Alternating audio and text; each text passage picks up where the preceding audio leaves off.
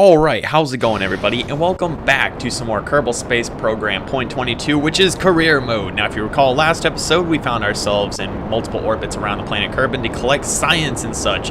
Now we have constructed ourselves an even bigger rocket. Now this one is aimed to take us to the moon, and yes, that was a pun by the way. So we are going to get to the moon in this episode. Yes, no doubt this is once again post-commentary, because I feel like just playing Kerbal Space Program silently, well, you know, I don't know, checking emails and doing whatever, that is a pretty fun way to do it. So nevertheless, post-commentary is where we find ourselves. So after a good time trying to find ourselves in an orbit, we're just going to skip the parking orbit right around here, and we're just going to go straight to the moon. Now we do run into some complications here because I do overshoot the orbit a little bit, because I do not orbit once before trying to do another burn at periaps. I just go straight for it the entire time around. I run through my launch stage and we just go with it from there.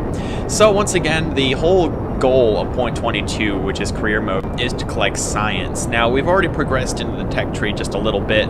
We've unlocked the science modules. We have the science junior, I believe it's called, and we have ourselves the goo grabbing module. Now with these, we're able to collect science in the atmosphere, on surfaces, and do stuff like that. We can also take crew reports inside and outside the capsules, and we are able to take surface samples of planets, or like waters of Eve and Kerbin and all those. And you are also able to with these science points, once you have all your science points and you get back to KSP, the Kerbal Spaceport, or Center, whatever you want to call it, you are able to unlock further parts of the tech tree, which are unlocked using science points. So once we do get to our maneuver right here, we do overshoot it just a little bit. You can see how the way the apoapsis is forming the arms, or I'm not even sure, the sides of the apoapsis are not thick enough to really meet the encounter parameters for the moon. We will not enter the sphere of influence very willingly, so right about here is where I have to correct it and do a mid-course correction on our way over to the moon. I noticed right here, I'm just like, oh no, we overshot it a little bit. Now we've got to go back down a bit more. We've got to go fire at retrograde. So that is what we do, and we find ourselves in a relatively low orbit around the moon, or at least a relatively low encounter. Now what I found with Kerbal Space Program a lot is whenever you try and schedule yourself an incline specific encounters, say if you're doing a return trajectory from Eve to the planet Kerbin, and you want to get your encounter at right around 30,000 meters, and you just want to like kind of scrape through the atmosphere like that, you're either going to find yourself coming in far too high, or you're just going to smack right into the planet. Now coincidentally, the second option is what happened at the end of this journey. However, we did not smack right into the planet. We managed to save ourselves and do a nice little splashdown. Not a big spoiler alert or anything like that. Now a little error I found with the construction of the spacecraft. Now, we are using the little LV909 engine for this. I believe that's what it's called. It's the miniature one that fits on the 2 diameter fuel tanks.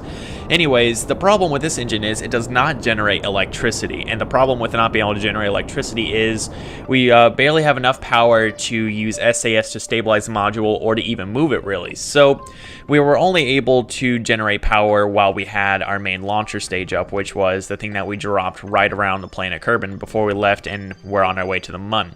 Now, after we get back and we have all our science points, we do spend them on a lot of solar panels and stuff like that. That will ensure all future journeys have enough power in order to you do plenty of experiments and still regenerate from the sun. It's just this mission was still very premature when it came to science, so we did not have any means of generating electricity other than those main engines, which we did not have at this point.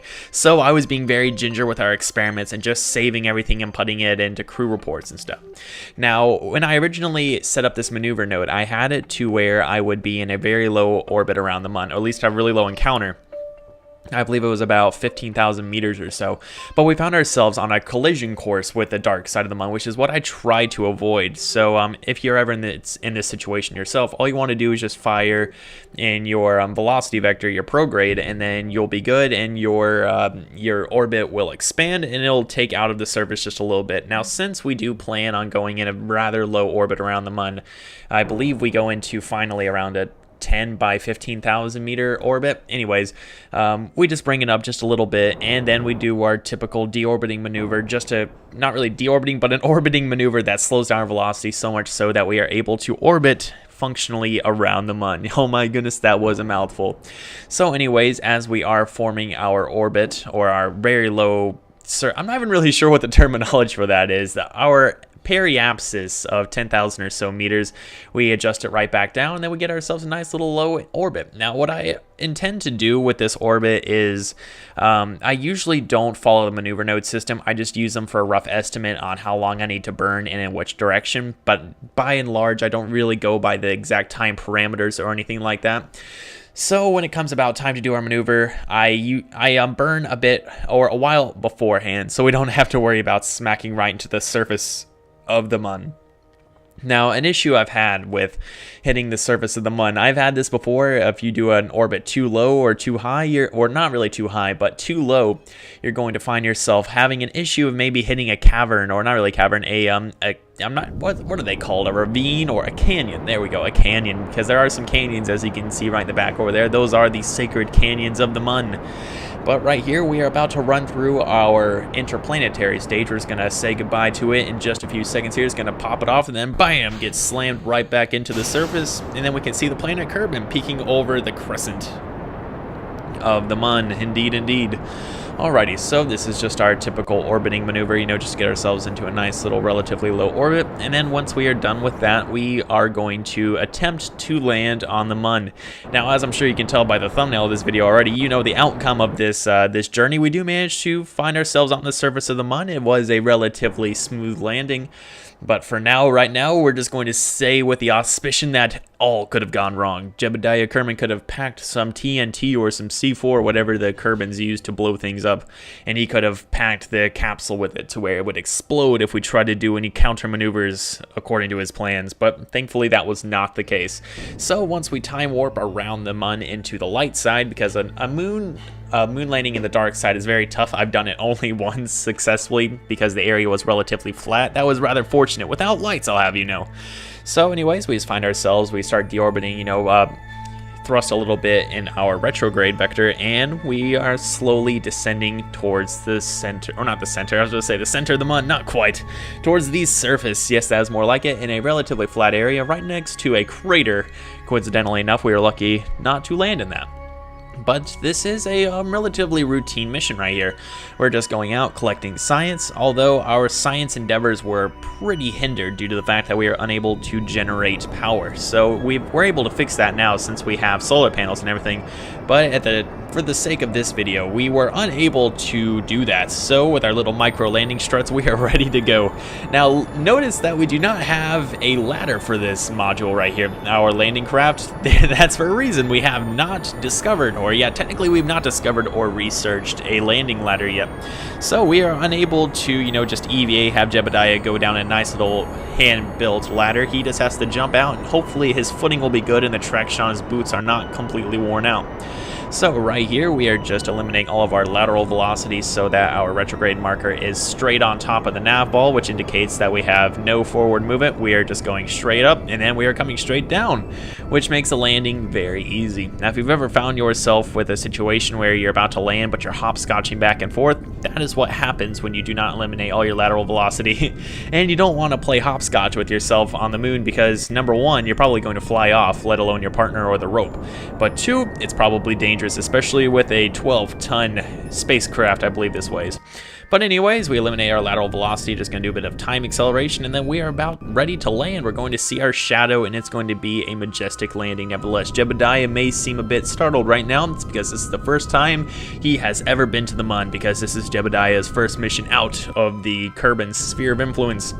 For now, he's about to land on the Mun. This is one small step for Kerbinauts, but one giant leap for Jebediah and his family. Indeed it is. So we do our experiments here, and as you can see, the value of these experiments is extraordinary. I think we come back with a haul of about 360 science, which is more than we could ever hope to generate over on the surface and orbiting Kerbin. So yes, already this mission has proved to be very fruitful, and our labors will be definitely rewarded when we get back. But this is about the time when I noticed that we are running dangerously low on power. It's only these battery packs that have under 10 hertz, not hertz, watts. Yes, watts of power, I believe is the unit. And yeah, so that is our unit. I noticed that they are on because of SAS, so I just turned that off, and the spaceship looks like it's about to fall over. It's like, oh no, it's gonna tip, but it did not. So once we managed to EVA Jebediah after doing a nice little inspection of the ship to make sure everything's going good, messing around with the goo canister just to see all the stuff we can get, and notice how now we are storing all of our data. We're not actually transmitting it because that would leave us out of power and we would be unable to maneuver the craft, which would not be fun. But look at this, Jebediah makes a 10 out of 10 landing. Look at that. You can tell for sure that his boots were made by the finest engineers at Kerbal Space Part? Oh man, look at that pronunciation right there. I'm not even sure. I surprised myself with that one. Anyways, it's time to deposit the flag, grab some samples, and yes indeed, this is all for science as the flag does indicate. Now, I'm not sure if the samples from the moon, they are all the same across no matter where you go. For example, if you go on a mountain or a hill of the moon and then you go to a canyon of the moon, if the samples will be the same and worth the same.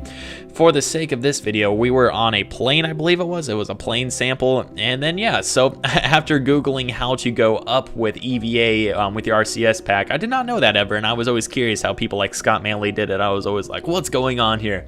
And then Jebediah just wants to do a cool little lookout maneuver here, just looking on top of the spacecraft, making sure the parachute is all packed and we are ready to go home. And then we are ready to take off, say goodbye to landing site Alpha, because we have not been back, so it's still landing site Alpha, not quite Bravo yet. So we just take a look into our map mode here, just bring up the nav ball and notice how the planet Kerbin is in a pretty relatively good position for the orbit that we plan on making.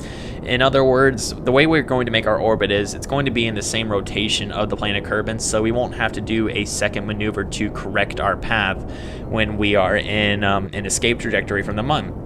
Now, since we have very little fuel, as you can probably see, we have less than a half tank of fuel, and with that half tank of fuel, we are tasked with not only getting out of the moon's sphere of influence, but also making sure that we are captured by Kerbin and that we are able to land safely without being stuck in a very large orbit around both planets until we encounter something and most likely crash into the surface. So yeah, we do manage to get back, yes, nevertheless, it was a very close journey. I was doing this and I was worried that we would not be able to get back because I've had some very scary situations where I have not been able to come back from the moon and I've had to send out some rescue missions. I'm sure Jebediah and Bob Kerman have been on the moon many days waiting for me to send something out, but rest assured they were saved in due time. So like I said, this was a very lucky re-encounter maneuver, re-encountering Kerbin that is, to where the way we had it, we were going to smack right dab into the surface, but here we get to save some fuel, be a bit more efficient, and then find ourselves in a low orbit, which will, the drag of the re-entry will bring down our apoapsis to the point of where we will smack right dab into the surface of Kerbin if we do not deploy our chutes. Now, something I noticed with a craft like this, having just one parachute atop the manned capsule will not, sometimes it will snap when it deploys at 500 or so meters, and that is not a good thing. So in order to counter this, we, or at least I, put on 2 radial mounted parachutes in order to counter this, so that when we do land, we make sure that we get to land at about 6 or so meters per second so nothing will break. And so Jebediah Kerman doesn't get a headache or anything when he smacks his head against the capsule when we hit the ground too hard. But we find ourselves back after a long journey. I think it was, I'm not sure, about 10 days or so. It was a relatively long journey. Anyways, we are re-entering the atmosphere here, and the way we found our way back in, instead of hitting at around 30,000 meters per second, or not, 30,000 meters above the surface, we just kind of found ourselves hitting the polar ice caps. But beforehand, we are about to hit the polar oceans. It's going to be very cold. I hope indeed that Jebediah has himself a seat warmer.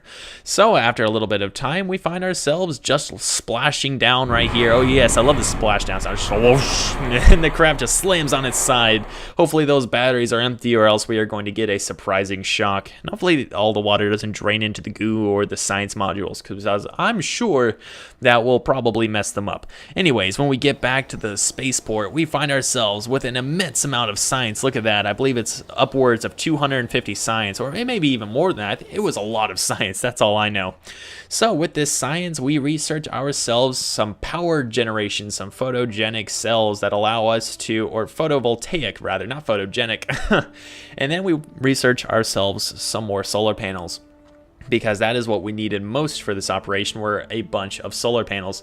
And we also take a look and we research some advanced rocketry just to see what else is going on. And then we are just one neck of the woods away from finding ourselves with fuel lines. Oh yes, fuel lines. Those enable asparagus staging to be a thing. But we are still a little ways into the tech tree here. We've got a long way to go and still a lot of stuff to unlock. So that is a journey which will be taken once again. So I figure in the next episode or so, we'll be making our way out to Minmus, or who knows even, let's see, where else could we go? We could go to Gilly or Ike or any of those other cool moons and then visit their parent planets. But yeah, for now, that is really all for this episode of Kerbal Space Program. Thank you very much for watching, everybody. Once again, this is career mode. Kerbal Space Program has updated to version 0.22, so now we have career mode. You can look in the tech tree, collect science, and, you know, progress as if you were starting from the ground up. But that's really all for this episode, everybody. Thank you very much for watching, and I will see you all very soon.